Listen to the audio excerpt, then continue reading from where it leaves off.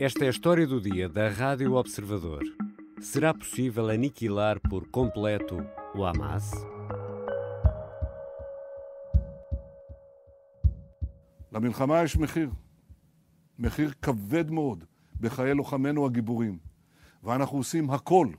Numa declaração ao país, a 24 de dezembro, o primeiro-ministro israelita deixava um aviso.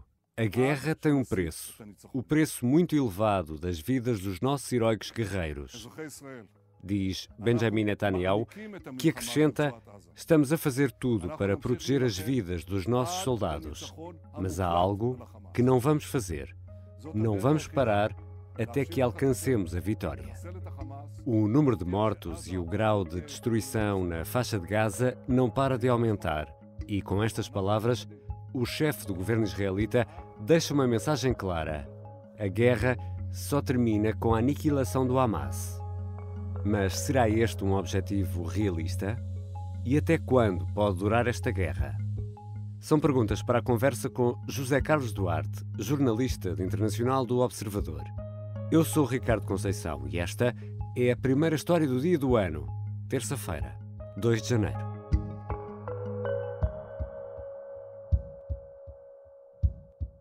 Bem-vindos, Zé Carlos. Olá, Ricardo. Estamos já muito perto dos 3 meses de guerra intensa em Israel. Qual é o grande objetivo israelita neste conflito?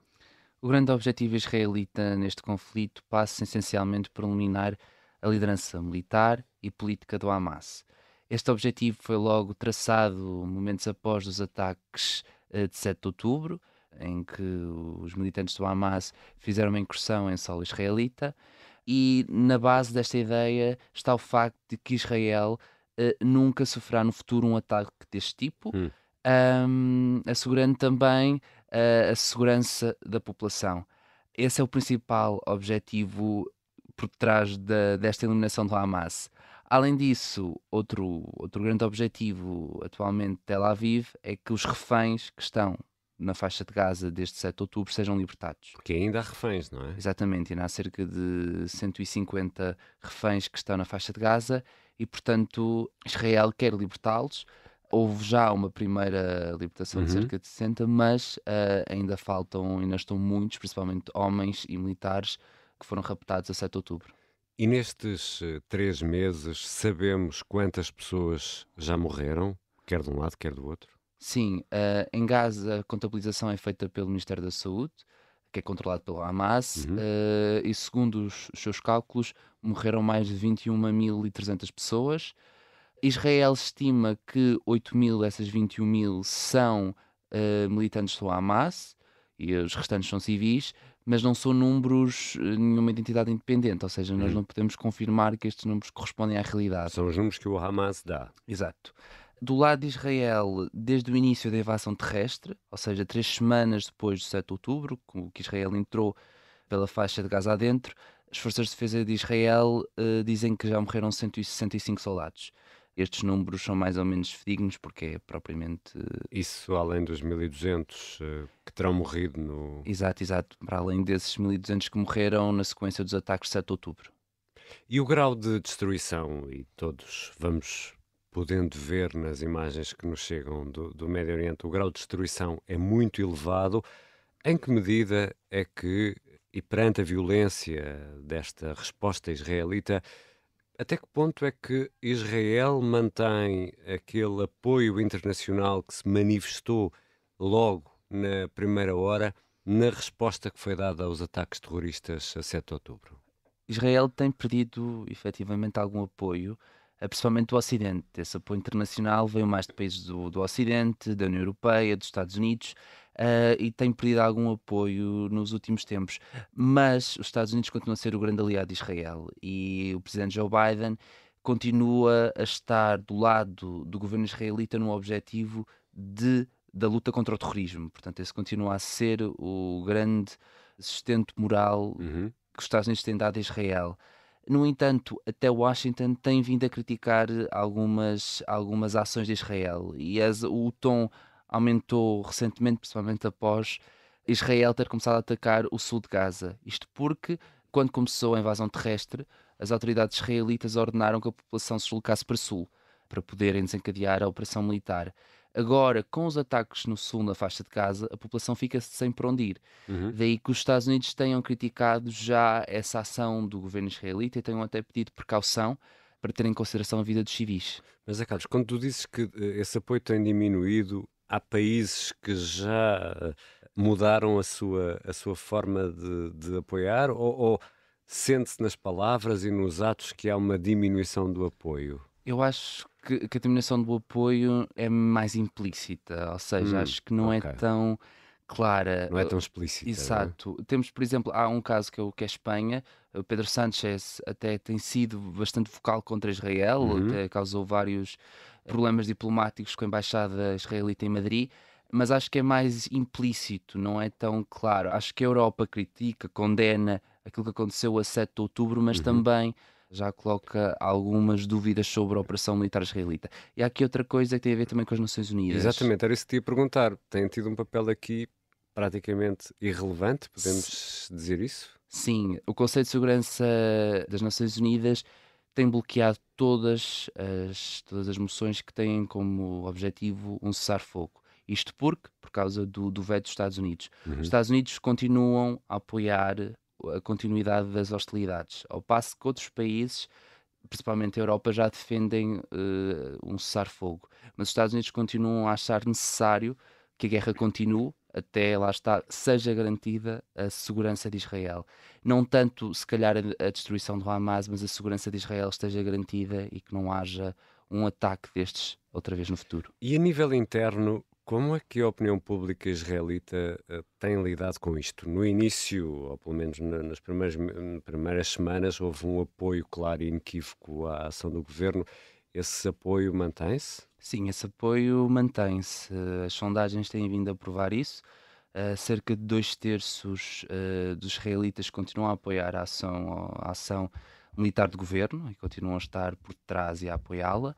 E também apoiam o objetivo de destruir o Hamas. Portanto, este objetivo não é só do governo, não é só de Benjamin Netanyahu, do primeiro-ministro, é também da sociedade israelita. Os israelitas querem realmente que o Hamas seja destruído, Aniquilado. aniquilado. E 2/3 acreditam que isso será possível. Portanto, também aqui não é só o governo, é o governo e a opinião pública estão do mesmo lado. Já voltamos à conversa com o José Carlos Duarte, jornalista do Observador.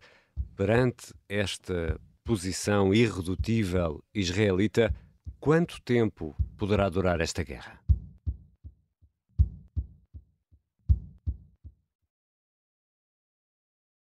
Estamos de regresso à conversa com José Carlos Duarte, jornalista internacional do Observador. José Carlos, pelo que explicaste, Israel não dá mostras de desistir tão cedo. Há aqui outra vertente que é importante perceber. E há condições económicas em Israel para garantir uma guerra prolongada que traz uma grande despesa, como se pode imaginar? Para já ainda não é claro se será capaz de sustentar o esforço de guerra. Mas é certo que o primeiro-ministro israelita, Benjamin Netanyahu, já veio alertar de que esta guerra terá um preço elevado.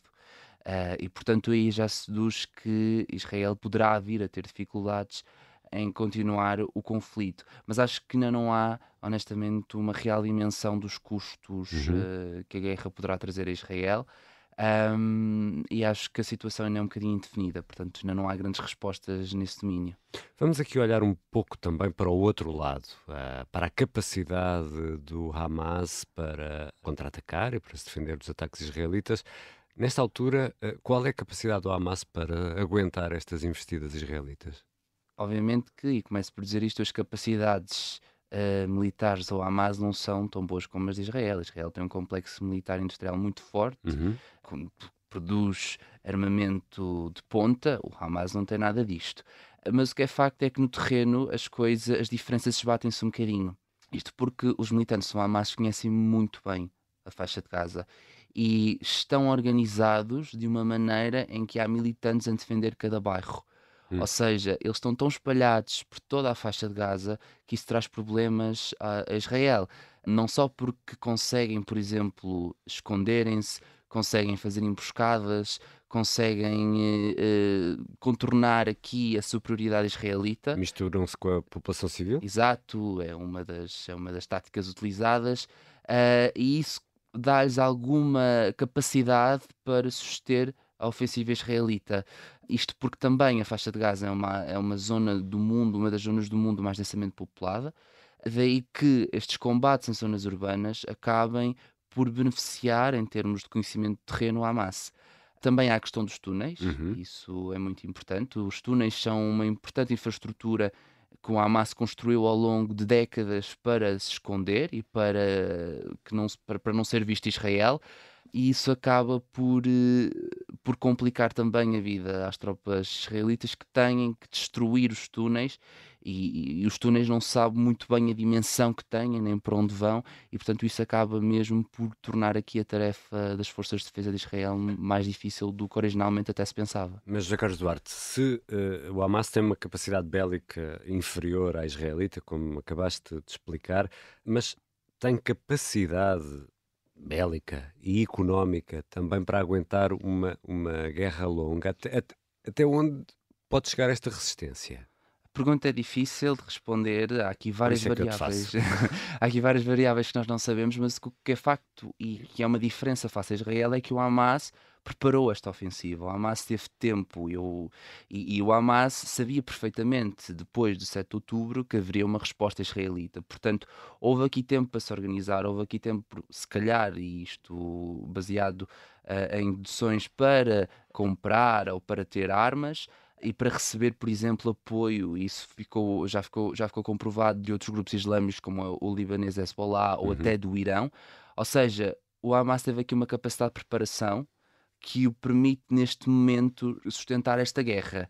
Agora, Israel é superior e isso pode e deverá trazer grandes inconvenientes ao Hamas.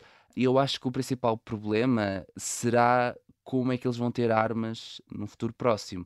Ou seja, como é que será esta linha de fornecimento? O abastecimento de Exato. armamento? De onde virá? Como virá? Estão cercados, não é? Exato, há um cerco a Gaza, portanto, acho que isso poderá ser o principal problema, e não só em termos de armas, como também em termos de bens e de combustível, porque o que é facto é que eles precisam de combustível para os carros, blindados, Claro. para o que seja.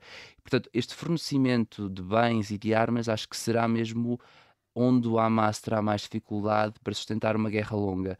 Mas, lá está, há túneis, há todo o mundo que nós não conhecemos, há ligações com o Hezbollah, ligações com o Irão, que poderão também ajudar o Hamas a sustentar esta guerra. Portanto, há assim uma espécie de quase capacidade infinita, infinita não será, mas só para dar aqui uma ideia de regeneração, ou seja, se determinado líder é apanhado, se conseguem destruir uma célula, há outra que nasce ao lado? Sim, isso é um dos pontos nevrálgicos da estratégia do Hamas. Ou seja, o Hamas está muito bem organizado para quando um líder morre, um líder é detido, um líder é capturado, há logo ali uma estratégia já bem definida para que haja essa substituição, para Hum. que haja alguém que vá desempenhar os seus cargos. Ou seja, a linha de comando está muito bem montada e eles sabem perfeitamente os cargos que têm de ter enquanto são soldado raso ou enquanto são comandante.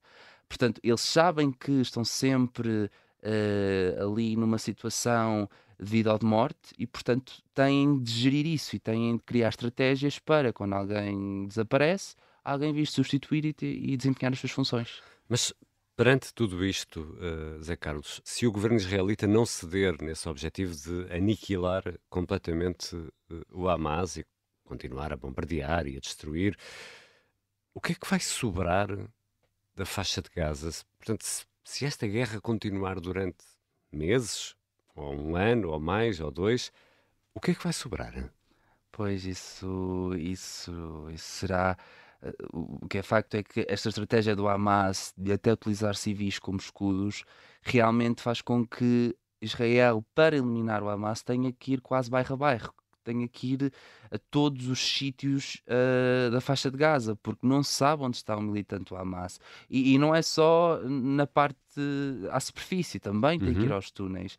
Daí que, se Israel conseguir e quiser mesmo levar a cabo este objetivo de destruir o Hamas, a destruição será massiva, será mesmo em grande escala, porque a estratégia do Hamas é precisamente essa, é precisamente esconder-se entre a população civil, E para isso, para Israel responder a essa estratégia, tem que utilizar métodos que levarão, indiscutivelmente, à perda de civis. Então, tudo indica que esta guerra poderá durar mesmo muito tempo, mas insisto nesta ideia, Zé Carlos. É realista ou é completamente irrealista a hipótese de varrer o Hamas da face da terra? É muito difícil, sim. Isto porque o Hamas não é apenas um grupo político ou um braço armado, é mais do que isso, até uma ideologia. E a ideologia não tem fronteiras, a ideologia não conhece limitações. E muitos membros do Hamas também não estão só na faixa de Gaza, como também estão na Cisjordânia, ou seja, que é outra parte da Palestina. Portanto, mesmo que Israel até consiga eliminar todos os membros do Hamas na faixa de Gaza, isso não significa que não tenham problema na Cisjordânia. Daí que seja muito complicado eliminar, porque não é eliminar pessoas só, é eliminar uma ideia. E para eliminar essa ideia terá de ser feito um grande esforço. E também há aqui um detalhe muito importante, é que o Hamas não está só na Palestina, ou nos territórios correspondentes à Palestina.